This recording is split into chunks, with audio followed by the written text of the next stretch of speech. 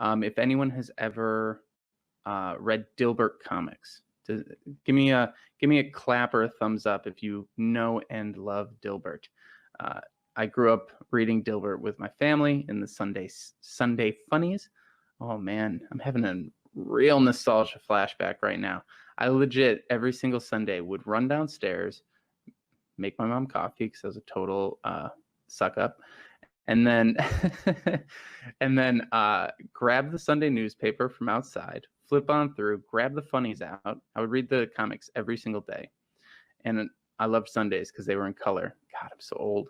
And maybe that's still a thing. I don't know. I haven't gotten a newspaper in a long time.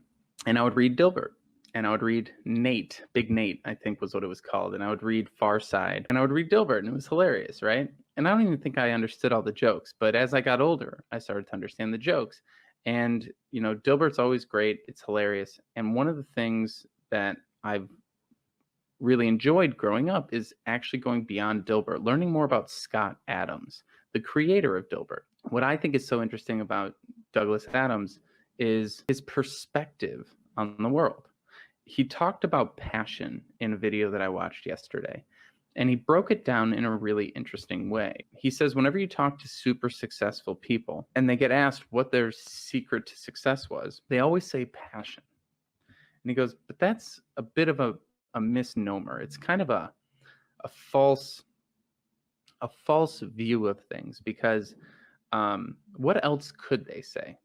They couldn't say that it was luck, because that would make them look incompetent and ruin the trust they have with their clients, even though luck plays a big deal, he says. They can't say that it was hard work, because a lot of people don't work. It's not necessarily working harder, because your gardener might work as hard as you. It's about working on the right things.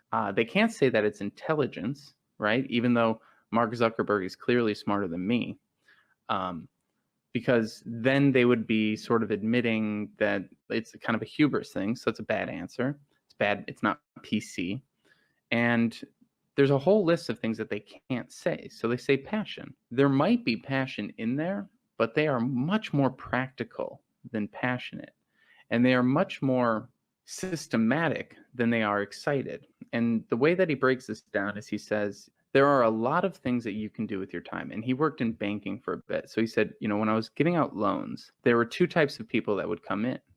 The first person is incredibly excited about sports, right?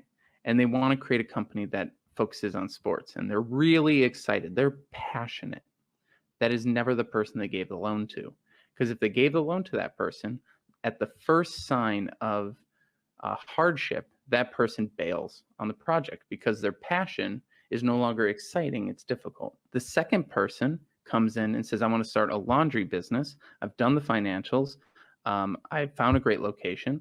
I've managed people like this before. They're not super passionate about laundry, because no one is, but they have a plan. They have a system, and they know that they're going to succeed, so they get the loan. So passion is very overrated in a lot of situations. Usefulness is far more important than passion. Explaining the ROI of your work is far more important than just showing an excitement for your work. Now, in the job search, we want to have a nice balance. We don't want to be boring. We don't want to be bland. We don't want to have no interest, because that's not going to show in our, clearly I care about career stuff to a degree, because otherwise how would I get up every day and talk about it, right? But I would actually say my passion is a detriment to growing my business, if I'm going to be truly honest with you, because I get really excited about certain things, and then I go and build those things without testing them first. If I was less passionate and more systematic, I'd likely be more successful in my business, because I would have no emotional connection, and I could kill things faster, move quicker, change more often, and find the right solutions. And the same thing goes with your job search, right? When it comes to building your career, you want to know your interests. You don't want to pursue something that's not within your line of interest. You don't want to become a lawyer if you're more artistic, or you don't want to become an artist if you're actually a mathematician, right? So we need to know where our interests lie.